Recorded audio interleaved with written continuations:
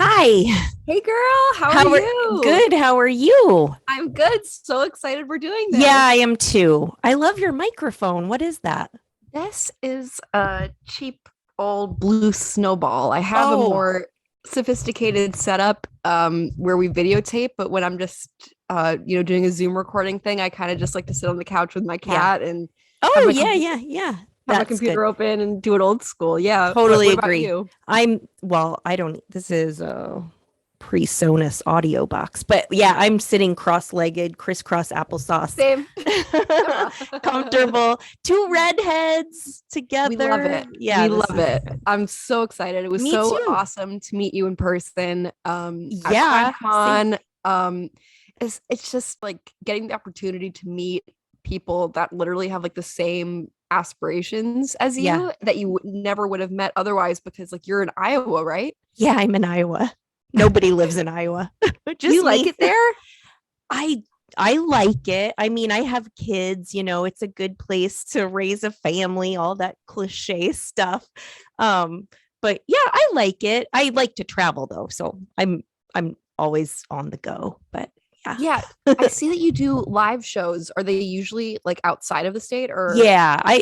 I've never done it. Well, I do like little live shows in Iowa, but everything else is like I travel wherever like the bigger people go. I'm small. I'm just like, they're just letting me tag along. So I just go where they go. Well, it's still an amazing opportunity, and you definitely Yeah. bring a lot to the table when you're Aw. doing that. So, Thank no, you. it's so What about fun. you? Where do you live? Where do you live? First I of all, live in like, Massachusetts. okay. So I'm very close to Tim, Yeah. geographically, Yeah. which is really great and worked out Yeah. as far as me getting to know them. Yeah. Lance lives in Boston. Tim like lives between us in the state, so I live more on the western side. Gotcha. Josh Hallmark actually lives, I think, even further west out, like Okay. in the Berkshires in Yes. Massachusetts. Yes, So that's right. Yep.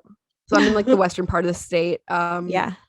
Which is good because even though it's not Boston, I'm still pretty close to like Boston and New York if I needed to do Oh my something, gosh. Yeah, you're So in like a great location. Me living yeah. right in the middle of the state, I have to fly everywhere we go. Every Oh, convention, everything pretty much.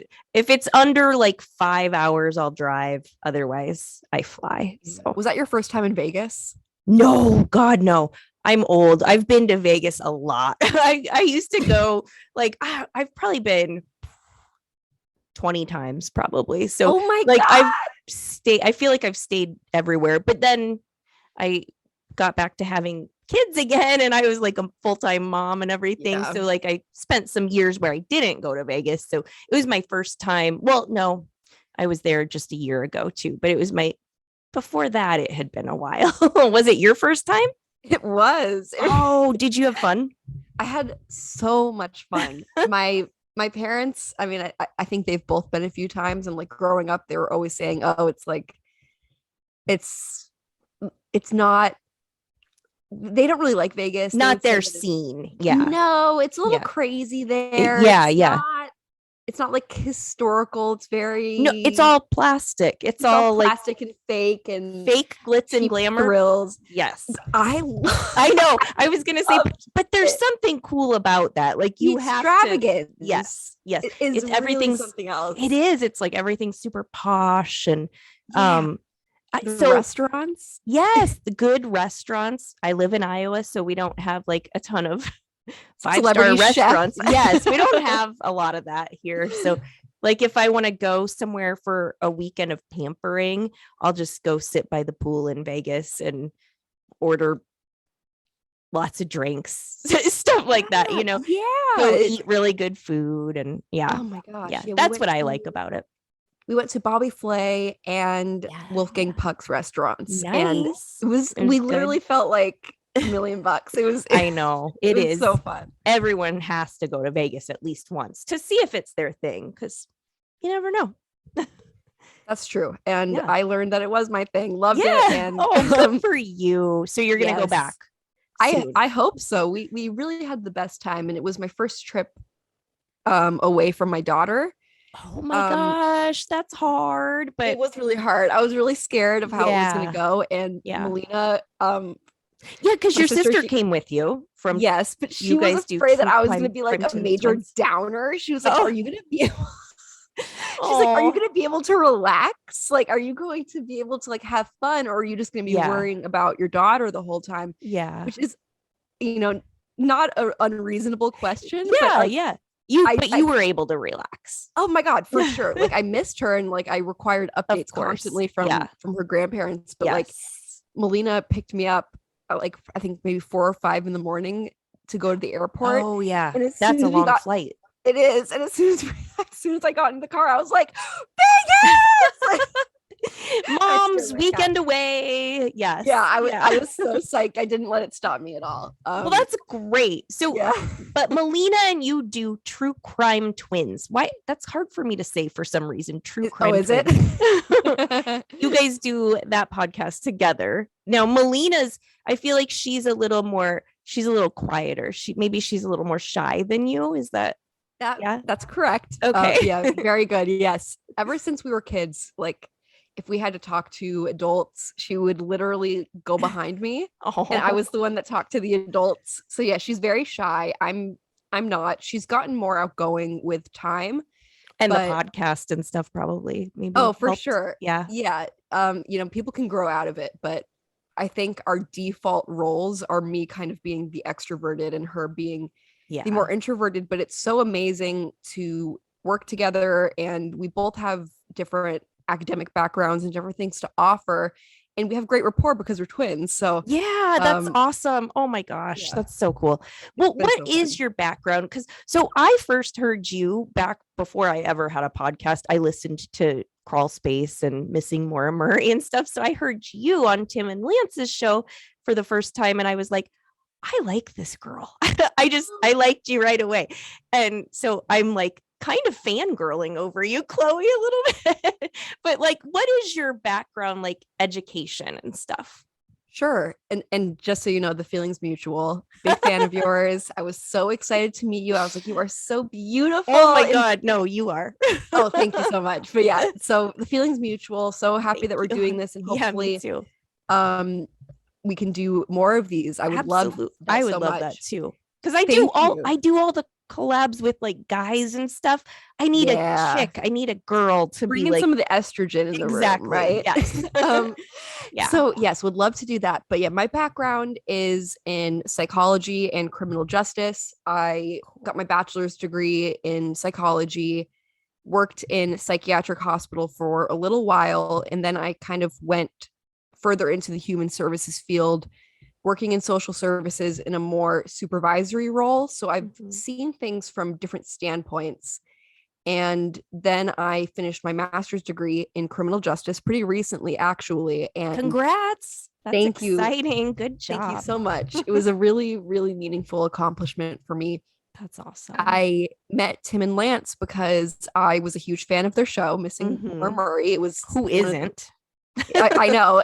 So many people say this was like my first exposure to true crime media. And for Mhm. me, it was like Serial and then Tim and Lance. Like they Yeah. were Yep. very early into that Yeah. interest being activated in me. But Yeah. I was pretty much obsessed with podcasts as soon as I Yeah. was exposed, and just Same. loved the idea of them, and I could see how they were growing, and interest in them was so intense. And Yeah. they had this call to action one day, saying, members of the community, if you think you have anything that you could possibly offer, like Mm. please reach out to us. And I was so into, and still am into, Maura Murray's disappearance. I had like Yeah. a file on my computer, Oh my gosh. and I You was in were like college an when this armchair sleuth. happened. I Yeah. was like seriously like an amateur sleuth. So I was in Yeah. college at the time, but like on the side, like when I was home, um, I would, just go on my computer and try to find out what I could. And, Mm-hmm. this isn't necessarily the most advised thing. And it's probably not something I would do anymore, except for if it were related to my podcast. But, I would reach out to people, and some people would even talk to me, which was pretty cool Wow. about the case. So I said, you know what? I shouldn't keep all of this to myself. It was never Yeah. my intention, but they seemed so inaccessible to me until that Right. moment. Mm-hmm. So I emailed them, and I was like, they're never going to answer. And they didn't answer for a while, but then eventually they did, and asked to meet up with me, wanted to talk about the case more after we had some back and forth, and it was like fateful because were you when I was like fangirling? Were you like, oh my God? you can't even imagine. Like when I first emailed them, I was living in DC. Yeah. Then I moved up to Western Massachusetts to attend grad school, and they are local to Massachusetts too. So when they finally responded to me, I'd already lived up there. So oh my gosh, perfect. So perfect. I can actually meet them when I wouldn't have been able to do so before. Yeah. And I was working at the psychiatric hospital, and this is like my favorite. This coworker of mine asked, "Hey, could you cover this shift for me on this day?" And that was the day that I was scheduled to meet Tim and Lance for the first time at a Starbucks. Yeah. And I was like, I would love to, but all of my dreams are about to come true. That is amazing. Yeah, you remember that moment. It was the rest is history. Can't argue with that, you know? Yeah. Oh my God. So you guys met, you went on their show, and kind of like after that, you started True Crime Twins with your sister then? Is that? Yeah. The rest was history. I, for a while, was on Crawlspace with them pretty regularly, mostly in regards to the disappearance of Brianna Maitland, the 17-year-old who went missing after clocking out of her shift in Montgomery, Vermont. Her car was found abandoned, backed into an abandoned farmhouse just a mile and a half down the road. That case is so intertwined with Maura Murray's case. So I was very interested. So when I had that opportunity to do that with them, of course, I jumped right in. And then over time, they pitched True Crime Twins to me and Melina, because at that point they had gotten to know my sister too. We're so close, so I would bring her along. Oh yeah. And she was super into true crime stuff too, right along with you. Always. Yeah. Perfect. So we just jumped right in, and it's been an amazing experience. It's like my passion. So being able to cover these cases and be a voice, be an advocate. I think the most meaningful memories I have during this journey are making these authentic, meaningful connections with these family members, with secondary victims who want to do anything possible to get the word out, and having a channel and a medium to do that is a true blessing. So I love it. Yeah. Well, I love your show, and I love the way you talk too. I just have you have such a cute voice. I love it. Oh, thank you so much. I love your show too. Well, thanks. Yeah. But we kind of, I have a podcast too, but we're not talking about that today. We're just like, we're so needing a palate cleanser kind of, right?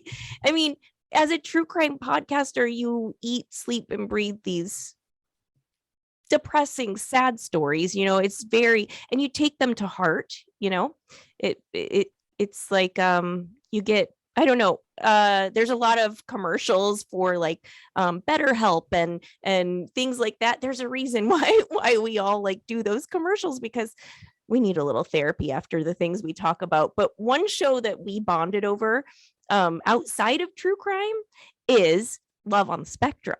Like, we both were kind of talking about it on Facebook, and we both love that show. I mean, it has made me, it's restored my faith in humanity, really, I think. Yeah.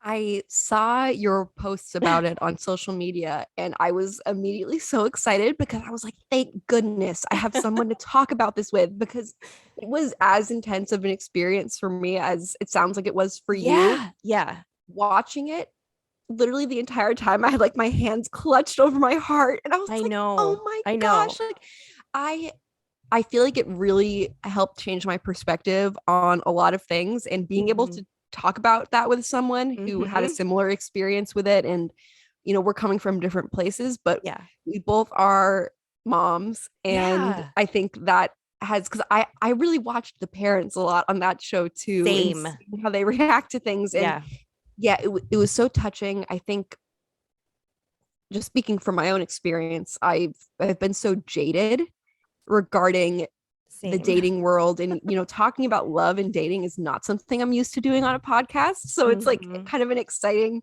new challenge, but taking us out of our comfort zones. We can talk about murder and stuff all day long, but get right in here and it's like not so comfortable. I know. It's like Yeah. all the attention is Yeah. on a different place, but Yeah. I really was jaded, and I just feel like I learned so much from the stories of the different couples and the different dates that I saw, and Hmm. just what is so clear to this cast that should be pretty obvious to everybody, and I think would make everybody's life easier and better and happier and more filled with love. But Hmm. we have all of these things getting in our way. Do you know what I Yeah. mean? Yes, we do. And they're able to, like, I say they. Okay. So the people on this show, they're all like varying degrees of being on the spectrum, from Asperger's to autism, some very mild, some a little more severe case of that. But, or I don't know how you describe it, but, yeah. So, yeah, they are able to like cut through the bullshit, is what I feel like. And that's sometimes I just wish I could do that. Like when they're on dates, they they don't hide behind this veil of, oh, well, this is how, I'm supposed to be, so I'm going to fake this, I'm going to mask my real feelings and whatever. So the honesty is what really strikes me in that show. Agreed.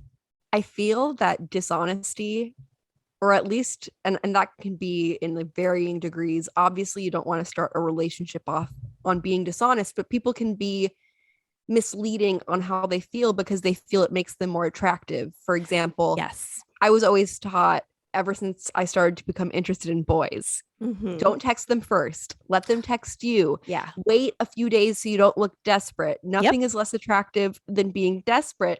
And of course, when you're like, 12 years old and you have a crush on a guy and all you want to do is text them, it's like, Right. okay, it's like a behavioral training. And I see the reasoning behind it to a point, because you don't want to, it's not an attractive quality to be desperate, but No.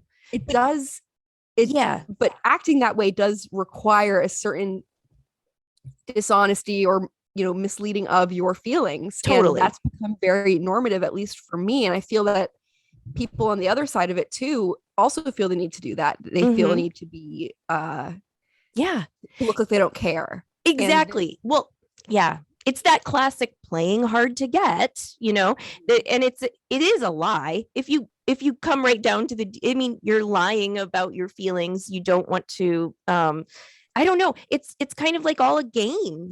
Really, when you're doing, it's a game, and like you're playing, it's like you're playing certain cards, you're moving the pawns in a chess game just the right way. It's a subtle little game, I guess. flirting is chess. Yeah. It Yes. is. Yeah, it totally is. And yeah, you don't want to seem desperate. You don't want to seem, like, oh, I like them so much, but I can't let them know because, you know, then I'm less attractive, I guess, or to them. So yeah, it's sad, Right. really. It And I is. and I do that. Yeah. I do it. I've done it forever, ever since I started having an interest. And Yeah. then when I watch the show and I see um this adorable couple who actually didn't end up working out, spoiler alert, but Danny and Solomon. Danny and Solomon, Solomon. Oh yes, that's Danny is Danny. this She's so amazing awesome. Yes. electric girl, Mhm. 26 years old, living in Los Angeles with her aunt and uncle. Mhm. She is extremely dedicated to animation. She's extremely ambitious. Like Yes. she kept talking about wanting a partnership with someone that she could eventually start a business with. Like I that was know. very imperious Yeah. young woman. And Solomon is this soulful poet, very romantic, Yes. and they have this amazingly adorable first date. They're walking each other out, and Solomon goes, I can't wait to tell my mom and dad about this. I know. Made It's me so giggle sweet. because I know. if I have a really good date, the first person I want to tell is, Melina, my Yep. twin. Yep. But I would never say that because Yeah. it would make me look too eager. But when I was And watching it, vulnerable. very vulnerable. Yeah. It's hard for people to bring themselves down and become vulnerable because you Right. might I just get want to hurt. look cool. Yeah. And you might get hurt if you're vulnerable too. Right. But that doesn't seem to even be No. a real concern for No, them. They not put at all. themselves out there without Mhm. that That's what I love. armor. Yeah. Yeah. Even before that moment, Chloe, when they were at the table talking, she just blurts out and you can just feel it through the TV screen because she's moving and she's like, I'm in love with you. She just said that and I'm like, oh my God. I've had like some first dates that have been good, not very many, but a couple where I was like, I just felt that inside and I wanted to say that, but never would I have said that, because I was holding back, but I was just wanting to say, oh my God, you're perfect. but I loved seeing that on the screen, how she was able to just like go with those emotions and just put them out there. All of those butterflies, that enthusiasm, all of the optimism that you have on a first date that we're experiencing internally and we're trying so hard to suppress so that and filter so it doesn't come out of your mouth. Yeah. They just say it. And I think know that was a huge reason why it was so heartwarming, because all those feelings that are so like intoxicating, they're able to just express it and be vulnerable and let us experience it too. And it was really beautiful. It was so beautiful. I did definitely cry during that scene just because I was like, yes, because they're saying the things and doing the things that we all feel. We just mask them, and they either, don't have like kind of don't really have the ability to mask in that way. They're, they are not kind of able to do that, I guess, I think a lot of it has to do with social conventions, which people who are neurotypical can better grasp. So a part of, the social skills, the being conventionally socially graceful, a part of that is dating etiquette. And a part of that is, playing hard to get, putting up walls so that you don't get hurt. And that I don't think is as easy to understand and to adapt to for people who are on the spectrum. Right. And seeing them in dating situations when I'm sure because they aren't neurotypical, it might be harder for them to get a date. They might be more prone to rejection, especially from neurotypical people that aren't willing to try to understand them or just get out of their own comfort zone and think a little bit differently, to see how much they appreciate the experience and how vulnerable they are. But I never watched them and thought, oh, they're so desperate. No, God, no. They're so eager, which is what we're so afraid of coming off as. Right. I never felt that about them. I thought that they were so brave and courageous and able to forage authentic connections better than me or other other people who may be more neurotypical. Yes. And then Danny, right? Danny. Okay. So, and that's exactly right. Because another thing I loved was the way Danny's brain works. Yes, she had these sudden feelings for Solomon and everything, but after she stepped away from the situation a little bit, she was able to like kind of make a pro and con list in a way, like, well, he checks this box, but not this. And like, she knew what she wanted. She was not willing to settle. And she matter-of-factly was like, well, you know what? He's great. And I feel this way, but he's not actually the person that I want to be with. He doesn't have all the qualities, and I don't want to settle for less than the perfect person for me. And she made that tough decision, spoiler alert, to call him and say, maybe we'll just be friends. I was so proud of her because I've settled so many times and been like, well, he's great in this way, but he doesn't check this box, but and I was just so proud of her as a woman. And she was so like strong, and she's like gonna move on. There's an incredible maturity to that, especially because she's still in her mid-20s. Yes. Once you are overcome with those romantic feelings, which she expressed on the first date, like we discussed, you're so hot, like I'm in love with you. Yeah. She obviously had those feelings and they had that chemistry. And once that emerges, it's all bets are pretty off. hard. It's pretty hard to take a step back and say, well, this is what I originally wanted. This is the kind of person, this is the kind of aspirations they would have. that foundational stuff, it's hard to think and look at that clearly and without bias once you have that chemistry. Totally. She did it no problem. She did. And I mean, like she was a little conflicted and, she got a little emotional, but it was the right decision for her and she did it. And she really inspired me. And so, yeah. My heart broke for Solomon, though. I know, mine too, because he was like, but, why? And I don't know. He was kind of sad. So that was sad. He seemed heartbroken, which is, that's a part of life. Oh, we it all is. We all have had our heart broken, but it doesn't make it any easier to watch that happen to a very nice person. No, I know. And so the parents in the show are very involved in the show, which I love. And it's hard for them. I can imagine too. Their kids, most of them, they say, no, I've never been on a date, or a lot of them have never been on a date, but they have this yearning for love. And the parents want that. A lot of the parents were probably thinking, I don't know if that's ever going to be in the cards for my child. You never know.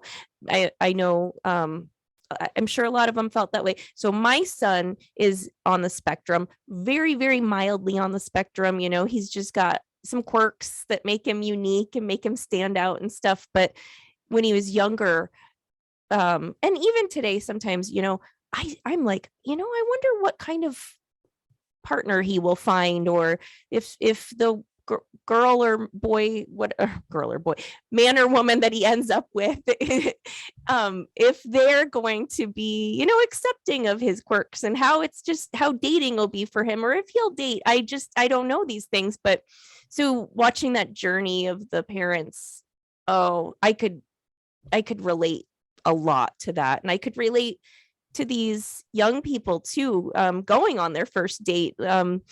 Like I just imagine Adam, my son, he's only 10 right now, but one day, he wants love. He always says he wants to get married and have 10 kids. So I think, it's going to be interesting how things unfold, but I really liked watching the dynamic between the parents and the kids. How old is your son? He's 10. Yeah. Okay. So my daughter's 2, and I haven't gone to that place yet in my mind, like even imagining her dating, just because it's so far away. Yeah. Your son could be starting to show interest in dating soon at 10, which is crazy. And I don't want to, I really don't want to bum you out, but it makes sense that you are thinking about what it might be like, especially because he's in a place where he's talking about wanting to get married and have kids someday. Yeah. I personally haven't gone there yet, just because she's still a toddler and she's so young. Oh yeah. But no, like my own mom, for example, and we're both neurotypical, but even with that dynamic, I'm in my late 20s, and I mentioned to her, like, just probably like a week or so ago, that I was talking to a nice guy. And honestly, on a separate note, me putting myself out there to talk to a nice guy has pretty much like everything to do with me watching this show. Like, oh my gosh, really? I was so closed off. I was like, I'm not even interested. And I was watching the show, and I was like, you know what? Maybe I'll put myself out there again. That's amazing. I know. I love that. I love that. I'm so glad. So you are. I was telling my mom about him, and the excitement that she had was so, in my opinion, like an overreaction for, I just started talking to this person. She's like, oh, is he falling for you? Like, you're falling for him? I'm like, chill. What the hell are you talking about? Like, whoa. Nobody's falling for anyone yet. We're just talking. It's like too intense. Like, these expectations are too much. But it reminded me a little bit of the parents on the show. And it's not that's not all they care about. It's not their primary focus, but they want to see their kids be happy and find love and to have that experience. And like I said, I personally haven't gotten to that place yet with my daughter because of her age, but I'm sure I will. And I loved watching the parents. For example, Abby, the young woman who also lives in Los Angeles and is really into Disney and animals. She was so fun. Their dates were just adorable. Yeah, they had so much fun. They both knew so clearly what was important to them. And when they had animals in common and talking about wanting to go on an African safari and going to zoos on their dates, that's what clicked for them. I think almost immediately was, we have this shared passion. And you know, this was back in college, but I had my first serious boyfriend. Yeah. And I was telling an old friend of mine about him, and she kind of just was listening, and she goes, "So what do you two have in common?" Oh. And I was like, I was thinking, and I literally couldn't think of anything but like sex. Oh yeah. There's you know that. what I mean? But that's obviously not even close to being everything. And I feel that it is important. It's so important to have things in common. Yes. And that seems very obvious to some of these cast members on the show. They can see things a little bit more clearly in some ways. And Abby, and what was her boyfriend, David, I think his name? That's I can't remember, honestly, but yeah, I think it's David. Okay. Their passion for the animal kingdom just linked them. And when she called him to see if he wanted to go on a second date, you know, neurotypical no, as I'm taught, don't ever contact him first, or say, "Oh, I had so much fun," or, "Oh, I really want to do this again." Don't put yourself out there. Wait for them to come to you, because you look more appealing if you look disinterested. Yes. So she calls him, and her mom is in the room watching, you know, with excitement, like it's like her best friend or something, and they're both teenagers. It was so sweet. It was. And he agreed to the date, and he already had a whole plan. "Do you want to come to this animal place on Friday?" And the mother was like, "Yes!" And said to the camera person, "I'm calling the wedding planner. I'm so excited." I know. Yes, I remember that. Yes, that was so sweet. So sweet. It was. I mean, we all just want what's best for our children, and we want them to be happy. And whether that's alone or partnered up, or you don't need to be. You don't need to be. But if it's what they want, then that's really exciting. And for the longest time, like, I felt like that really wasn't what I wanted. Yeah. But it was just funny because like my mom's reaction really reminded me of Abby's mom, just with that like pure excitement, just wanting them to have that. So well, because love feels good. We all know, if we're lucky, you know, we know what it feels like. It feels good. You want that for everyone you care about. You want, you know, you want them to be happy. So the parents were adorable. Yeah. Another standout of that show to me was the behavioral therapist who kind of trained them on how to have good social etiquette. Really cool.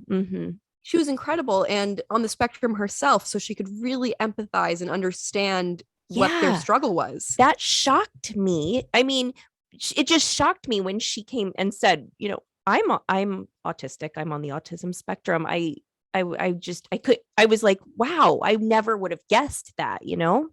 Yeah. It looks different on everybody. It does. It's so hard to watch at some points when they talk about how that label has deterred them from meeting people. There was a really cute young lady, Kaylin, who also worked in the field of helping other people with autism. She helped train service dogs.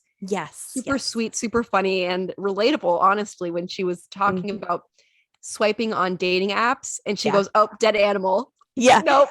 I know. She was like, "I don't want any hunters, nobody posing with their deer," or whatever. She knew what she wanted. She did. And every she was hilarious. She was. I loved her and her friend. Like, I was like, oh, everyone should have a best friend like that. They were so sweet in how she said, "Well, I hope she finds love because I know that's what she wants. But if not, I'll keep her." It was really sweet. Oh, yeah. And she was so clear about what she wanted. And like, even on her speed dates was like, "Do you hunt? Do you fish?" Like that was her. Yeah. That was her line. Yeah. But she had shared a really sad story about going on a date with a firefighter, and he was kind of pressing her about why she had a service dog, and she doesn't present as obviously as other people on the spectrum might. Right. She definitely can pass, I would say, pretty easily as neurotypical. And she said that when she fessed up to having autism, which is something she doesn't like to immediately discuss because of the stigma, he got up and left. And I mean, what an awful who person. who would do that? Like literally the worst human. I mean, at least, have the courtesy of just having a nice dinner together or something as two people who obviously had some things in common if they decided to meet in the first place, but that label turned him off. Like, oh, that made me so mad and sad for her, but I'm glad that they didn't get, into like 3 dates or something and then she learned what an asshole he was. Right. It's a blessing because her time wasn't wasted, or at least Right. as wasted as it would have been. And her emotions weren't super invested. It wasn't like a crushing heartbreak. Right. But that's still, I'm sure it was Oh, traumatizing for her. totally. That's not something you forget. Someone just No. walking out. I understand, if that's not what he wanted, if he couldn't, if he couldn't handle that Yeah. in his mind, even if he didn't even notice it in the first place, if he couldn't handle it, that's his problem and she's better off. But there's no reason to be unkind. No, God. No. And like he liked her enough to be like, this girl's really cool. We should meet in person.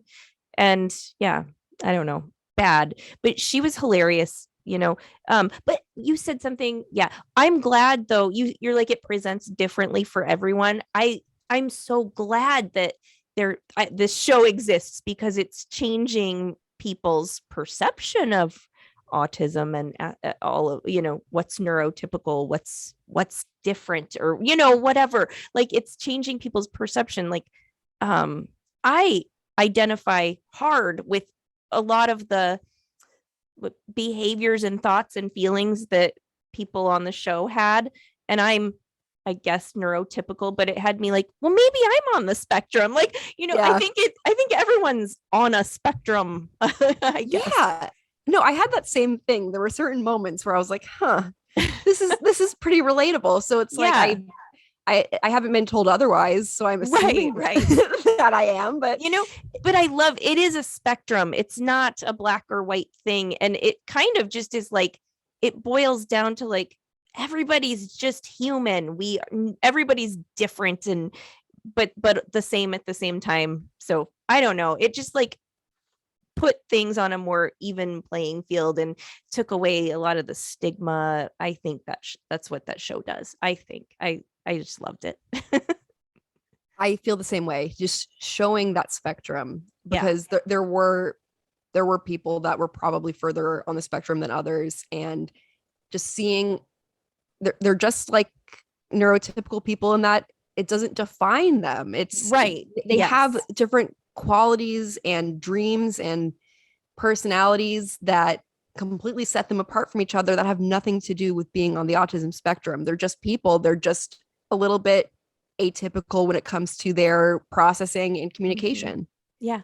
And I am too. So I'm like, I feel I could relate to a lot of them. You know what I loved? When Subodh, that super sweet man, he was from an Indian family. Yes. Okay. Yep. Yes. Yeah. He was so sweet. Yes. So sweet and earnest. Another Californian, loves to cook, amazing at math. He hadn't been on a date, I think what he had said was in like 32 years, and he was 32 years old. And he was just so excited, so ready. And he found love. And there is this scene where he's on a date and they're flying a kite on the beach, and his girlfriend, or his later girlfriend, they were still dating at this point, she had told him how much she loved Mary Poppins and the whole soundtrack of Mary Poppins, and they start singing "Let's Go Fly a Kite." And then whoever was in the editing board is a genius, because then the music swells and they were like joined by an orchestra as they're singing. I literally start crying. I know. There's so many. It's just one of many beautiful moments that brought me to tears. So many heartwarming moments throughout this show. Every episode, there's like more than one in every episode. So if you binge it, you'll have to have Kleenexes nearby. But it was really beautiful. Another thing about Subodh that made me giggle a little bit on one of the dates, it was really cute.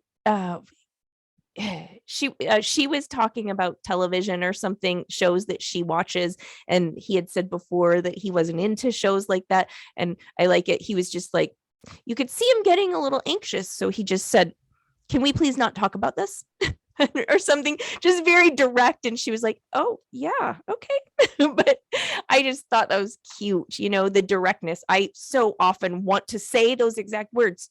Can we just not talk about this and like move on to something else? But my social, cues or whatever teach me that no, you can't do that. You got to just nod your head and smile. So I like that realness.